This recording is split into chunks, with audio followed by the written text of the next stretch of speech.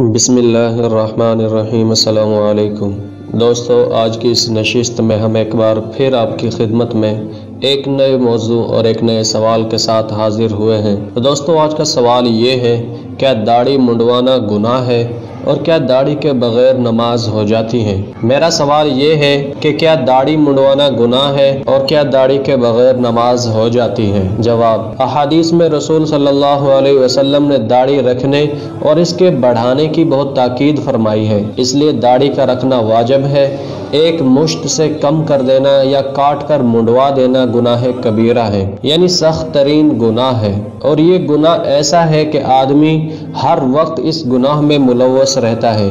نماز پڑھ رہا ہے تو گناہ کی حالت میں، گناہگاروں کی شکل میں تلاوت کر رہا ہے تو گناہ کی حالت میں۔ اور ایک خرابی اور بھی ہے، وہ یہ کہ بہت سے داڑھی منڈوانے والے اس کو گناہ بھی نہیں سمجھتے۔ اس طرح ان کے دلوں سے گناہ کے کام کی برائی نکل کر اس کا استحسان یعنی اس کا اچھا ہونا پیدا ہو جاتا ہے، جو کہ گناہ سے بھی زیادہ برا ہے۔ نماز کا فریضہ تو ذمے سے اتر جاتا ہے، لیکن سنت کے مطابق نماز ہونے میں اور ثواب کے ملنے میں کمی آ جاتی ہے۔